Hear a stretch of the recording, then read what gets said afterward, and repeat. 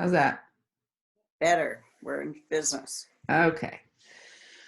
Well, again, we both, Madeline and I both want to say we're glad you're here, and we're thrilled that you want to be a part. And just stop us anytime. This is a casual training and an orientation, and if you have questions, we'll certainly answer them along the way. So we'll go over about 6 parts of the orientation, a little bit about who we are, who we serve, who our clients are, what the services are that we offer, both normally and also what we are offering now during COVID. And then some other services we offer as a just open to the community. We like to be a good community partner.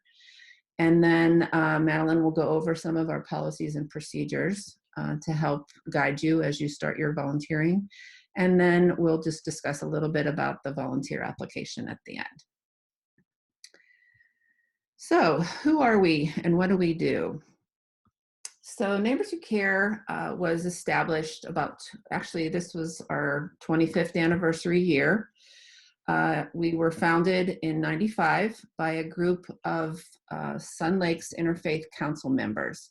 So it was evident to some church members in the community that as their congregations aged and also just folks in the community aged, that there was going to be a need for some additional help for some folks who don't have family nearby. We serve the Sun Lakes and South Chandler area. We do have a service area that I will share with you later in the presentation. So we have a distinct guideline of who we serve. We are definitely volunteer driven, as I mentioned, and I've worked in nonprofit for some time, and some of those were health charities where we raised money for research, and money was something that we did a lot of fundraising. And naturally, dollars are still important to us, but truly our volunteers are our commodity and most important to our mission. We do provide non-medical services, so there are no special medical skills anyone has to have when they become a volunteer. And we do offer these services to our clients, all of them at no charge. Our vision is that we are an interdependent community of neighbors supporting those in need. And our mission, we inspire a robust network of volunteers who respond to the ever-changing needs of our aging community, helping them live with pride, dignity, and independence. That is what drives us every day, is to keep people safe in their homes and independent as long as we can. We do have quantified our volunteer services, and we have estimated that on the average, our clients will live at home an additional 5 years rather than having to move on with another child, an adult child, or a care facility, thanks to volunteers like each of you. So who is it that we serve? There are guidelines as to what must be present in order to become a client of ours. And typically they are elderly or disabled, and that does not require an age limit. So if somebody were younger and disabled, we could certainly help them if they were living in our service area. And if they're homebound because of a chronic illness, or have a physical challenge, or perhaps have had some surgery and returned home from the hospital and need some additional help until they can get back on their feet again. How this works is when someone refers themselves, or perhaps is referred by a family member or a friend or a neighbor, we do have an eligibility list, and we have a degreed social worker on staff. She is our care manager and so valuable to us. She has been on our staff for close to 18 years now, so she's definitely invested in what we're doing. So she will meet with the potential client and do an assessment. And if they qualify, they may qualify for only a few services rather than all the services.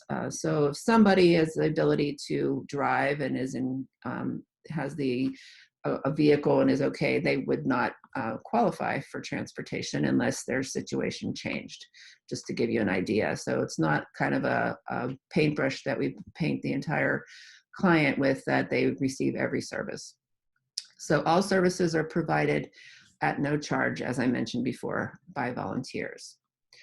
So to give you an idea of what that might look like, is that it's likely that a couple or perhaps a single senior retired to Sun Lakes area in their dream home that they purchased together, or one of them may be a caregiver for a partner or a spouse who is unable to care for themselves. They may be widowed and now are living alone. As I mentioned earlier, they may have a chronic illness, or they may be recovering from surgery or hospitalization. There is another program that we also are part of, and that is the Senior Community Wellness Coalition through Dignity Health. This is a program that is meant to manage recidivism. So when folks are discharged from the hospital, with the help that we're able to provide them, we hope that they will avoid returning to the hospital. Any questions? Everybody okay? Everybody's on mute. Okay. Our client values and characteristics is that we see them as generally folks who really want to remain independent. They're resilient. They may endure physical situations, but they are resourceful and they want to continue to be independent. They consider themselves the greatest generation, and they may often have difficulty asking for help. So we share that just as a volunteer, so you can maybe head off some possibilities whenever you're working with someone to ask them if they need help before they have to ask you for it. Generally are churchgoers and adults, and many are from other areas of the Midwest or other parts of Arizona, and their children often do not live anywhere near them. And in this time of the virus, they do have fears and concerns about managing COVID and the folks who come into their lives. We serve these candidates in this distinct area. So you can see that to the north, Queen Creek is our boundary, and to the south, Hunt Highway is. And then in the east is Val Vista, and to the west, Price Road. And these initials are the various communities as we have understood them, divided them up in our service area. And we do have relationships with other agencies. Not all of them are exactly like Neighbors Who Care, but there are many who do offer services. So if someone is referred to us and they are not within our service area, we will refer them to one of our partner agencies outside.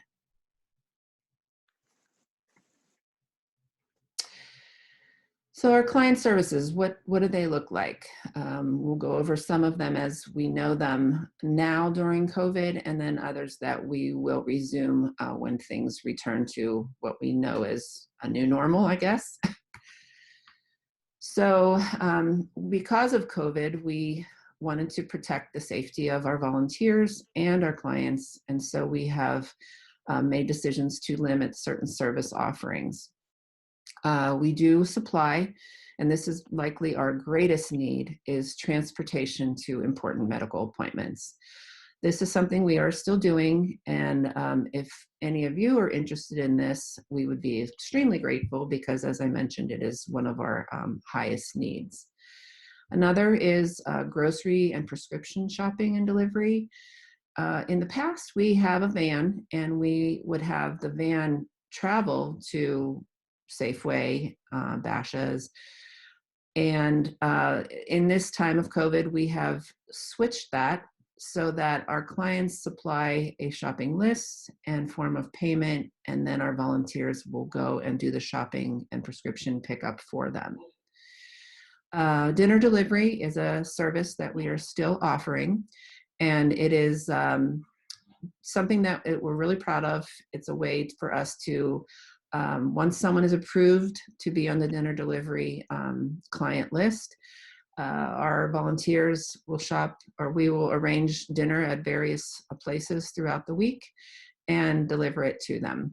And that runs like a top, that situation. We have a dinner delivery staff person, and she organizes that on a daily basis, and we're very grateful for her.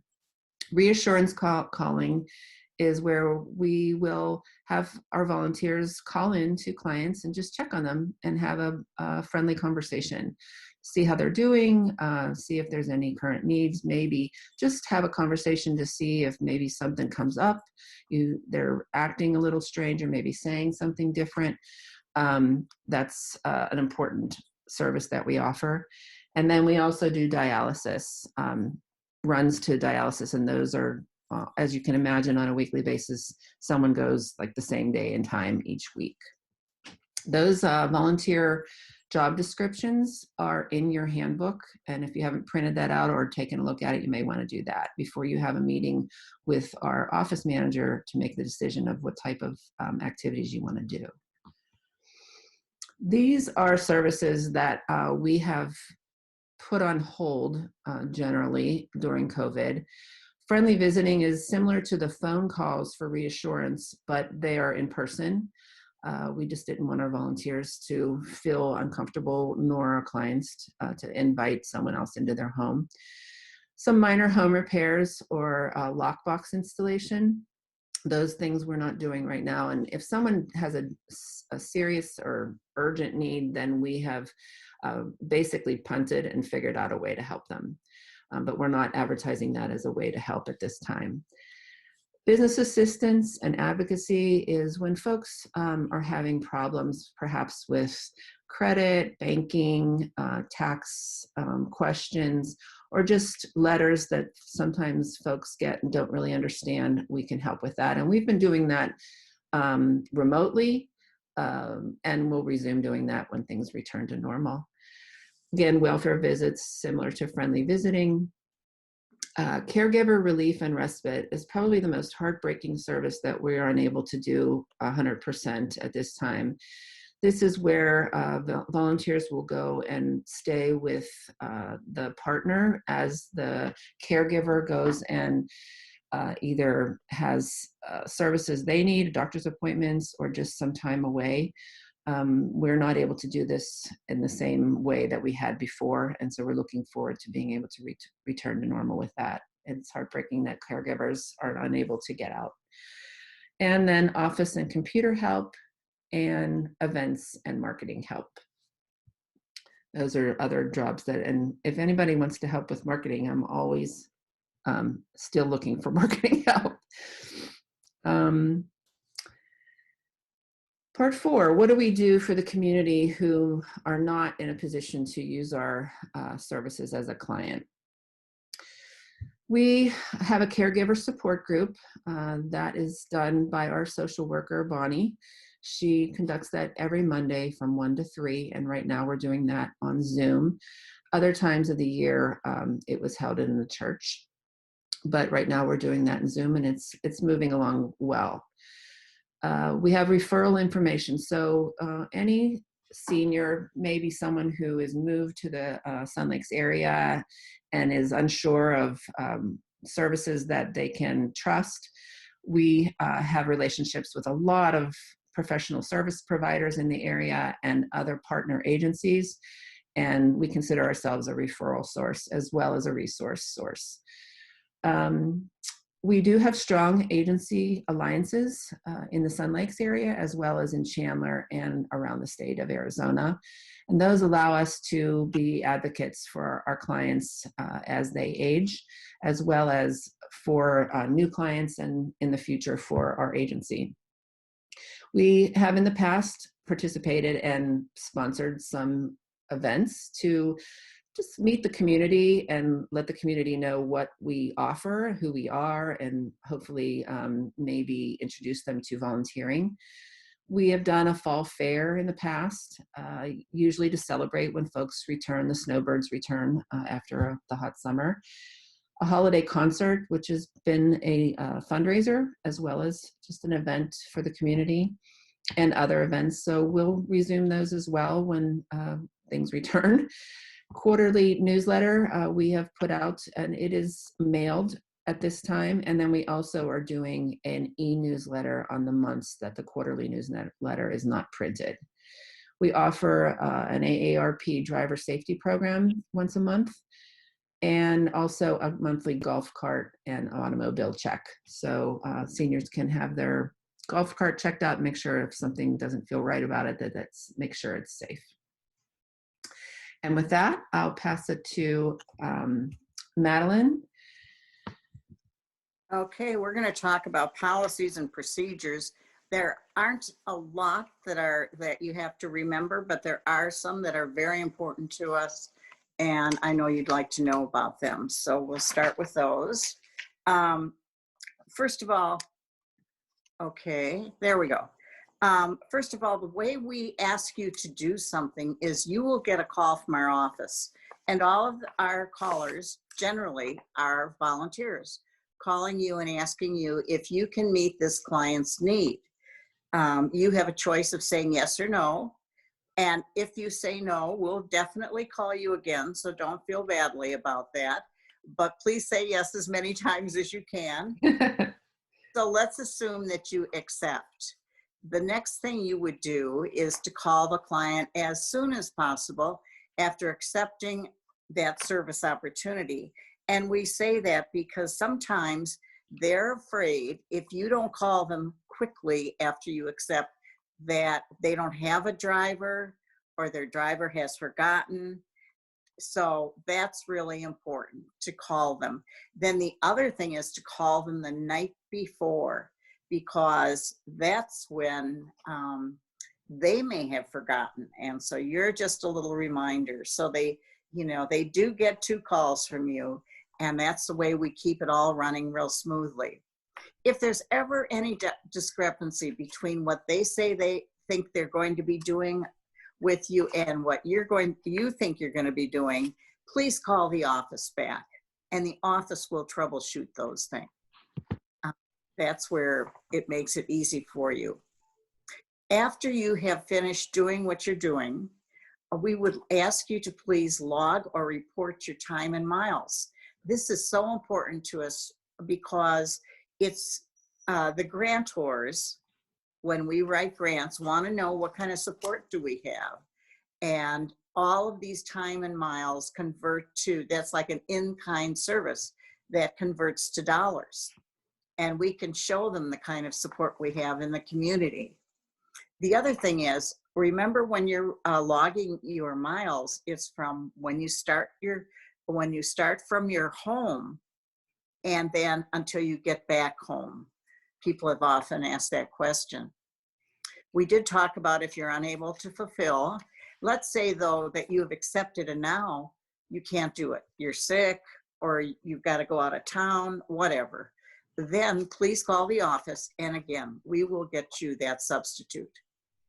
A couple of the things that we really feel are so important, they're part of our values of dignity and respect for our clients. We want to give them the courtesy that they really deserve. And, for some folks, it is their only time out in maybe several weeks. And they may want to talk, and they may talk a lot. And that's because that's a real sociable time for them. So please enjoy. They have great histories. If they tell you anything about their life, they have great histories, and many people find it very enriching to drive our clients. There is a possibility that you might be driving a client and you feel that they're confused, more confused than they should be leaving their home. So this is just an example. And so you would tell us when you report your miles and hours to us, you're going to tell us a little bit about that so our social worker can follow up. Or maybe there's something going on that the doctor did. He sent the person right to the hospital from when you took them to the doctor. So you would want to tell us that when you report your miles. Now, I want to go back to that because you can report your miles in 2 ways. One, you can call us and tell us your time and miles. I'm so-and-so. This is what I did on this date. and these are my time and miles. We're open till 4:30, but beyond that, you'd want to use a voicemail. Okay, or you could go directly to the web, and on the upper right-hand corner of our website, and that's listed in your handbook, our address, there is a little volunteer login.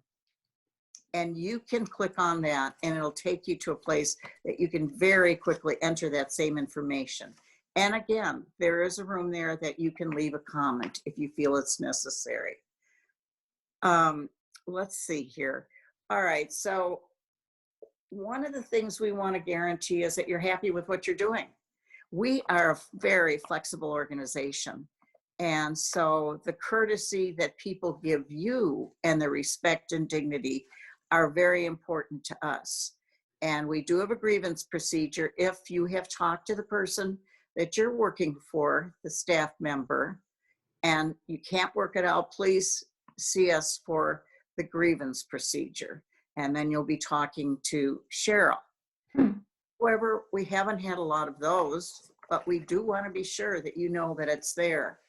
The other thing I'd like to mention about this part of the volunteer procedures is we are really flexible. In other words, in your application, you're going to get a chance to choose what you'd like to do. You can list 1, 2, or 3, whatever positions. However, it's very important that, you know, if you don't like it, change it. Just call in and say, I've done this 2 or 3 times and I don't think it's for me. Don't just leave us. We'd hate to lose a volunteer because we do have many opportunities for people. Okay.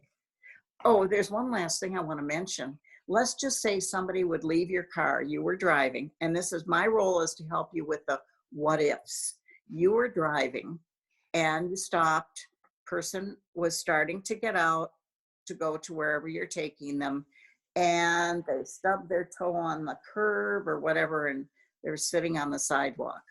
Well, if we don't want you to work outside your physical limits, so that would be considered an emergency because it would take lifting that person to get them up, and that's very hard to do. And so you would call 911.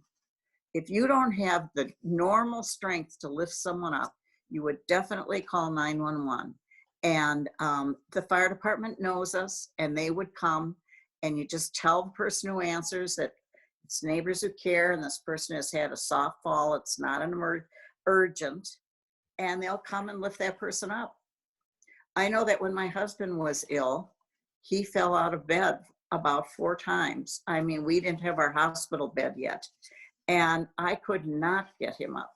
So we'd sit on the floor and talk until they came from the emergency department, you know, from the fire station. So please use that. That's not an excess. People are willing to help you. Okay. And so Cheryl, Do you want to go over these other volunteer procedures on this new page? Oh, right. This is the new page. Sorry about that. That's okay.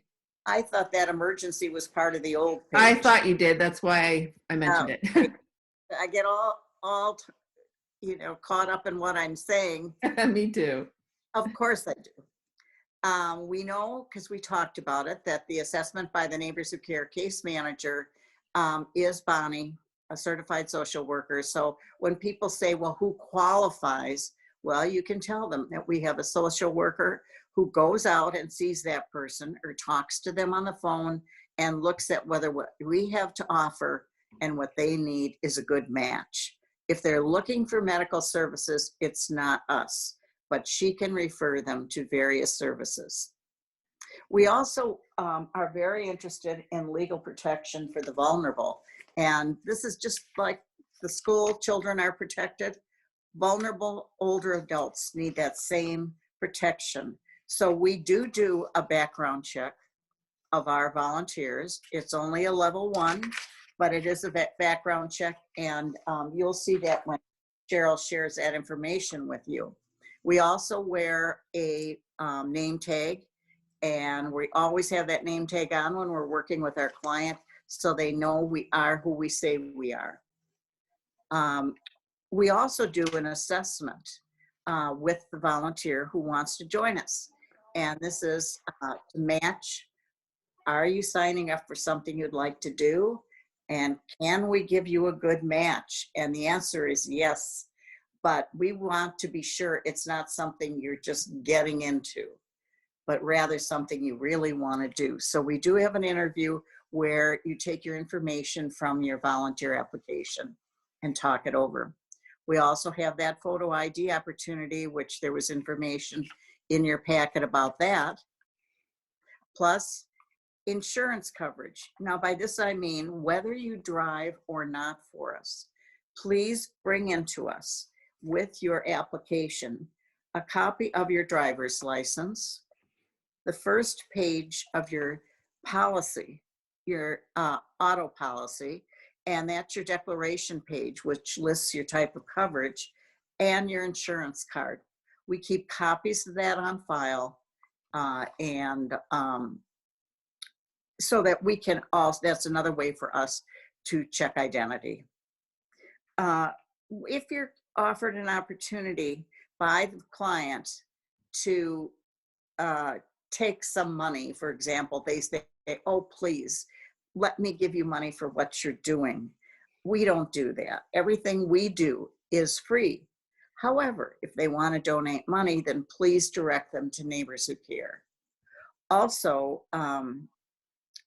sometimes they may say, well, could you stop and have a light lunch? This doesn't happen very often, but I'm the what if person. Yes, you can accept if it's just a light lunch, nothing too big. But you know how this is. They want to be social.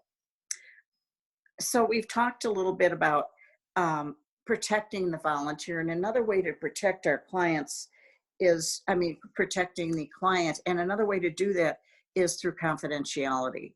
And that's like putting a big bubble around your interaction with the client and being sure that you don't share with your neighbors or anybody else who it was, and if they told you their medical condition, any of those details.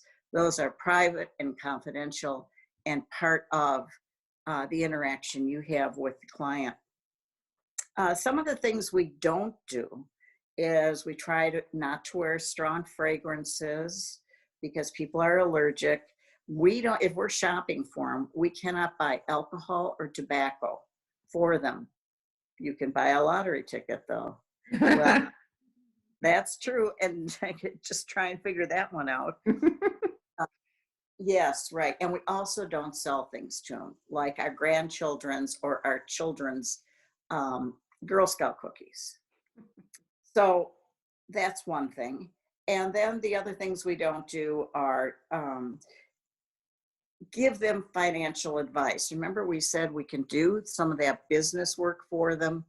And when we're going into the homes, we'll balance their checkbook and all, but we don't give financial advice. So the other things that we do to help them out is we do wear name tags, and we are sure, as I said before, that they see we are who we say we are. So I think we've gone over those. And the next thing we want to go over is Cheryl talking to us about the actual application. How about any questions so far? Okay, Cheryl? Okay. So the application, I think, was in the multiple emails from me. So I apologize for sending it so many times. Just want to make sure you have it in your hands. These are the next steps to becoming a volunteer. So if you have not done a background check yet, we ask that you do that. I think a couple of you have already, I've seen yours come through already, so thank you. Others, you do have the option of having Neighbors Who Care pay for that, or you can pay for it yourself if you'd like to save us from making that expenditure. You have the orientation materials, and we ask that you take a selfie, and you can probably do that when you're in the office meeting with our office manager if you do come into the office, or she can do that by phone if you prefer.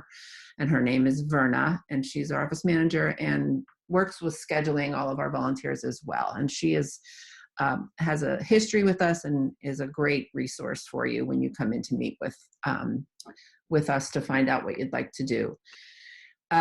If you have not submitted your application and you've already completed it, Verna's email address is, I believe, on the application, but here it is again, verna@neighborswhocare.com. And again, you can attach all those documents, or you can just collect them and bring them in with you when you meet, or you can attach them and send them as an email to Verna as well. Then when she has your application and your documents in hand, and you have both had a chance to communicate and have that interview to go over what you'd like to do, then she will also give you that portal login that Madeline mentioned to you, that allows you to submit your log of miles and hours. It's also a great resource if you're someone who likes to be a good planner. You can jump on that portal anytime and take a look at service requests. So I will tell you that, I mean, we do get requests any day, but on Mondays, I can hear the phone ring right, one call right after the other, where folks will, I guess they think about it over the weekend and they make their appointments and call us that on Monday. So then we'll put their requests for either shopping or transportation, and then you can scan them, browse them, and choose one on your own in the portal. So a lot of folks find that very useful rather than waiting for our call, since our schedules sometimes may get in the way of that. This way you can pick places and times that work for you and your schedule. And I believe that is it. This is our staff. Joan, right next to me, is our dinner delivery coordinator, and she coordinates dinners for up to 100 folks a day at sometimes. And she's great at what she does. Bonnie, our care manager, is our social worker. Kathy Franks, office assistant, will often be a person that you will hear from on the phone if it's not a volunteer. She's someone who is just a Girl Friday and helps us with a lot of things.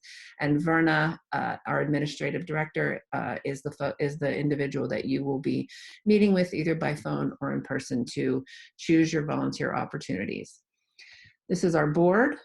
We are a 501c3, as we mentioned before, so we are governed by a board of volunteers, and our active board members all have different roles, and it's likely that you'll run into them at some different times when we do events, if we have those soon, and I certainly hope we do. And I'd just like to thank you for being a part of our training.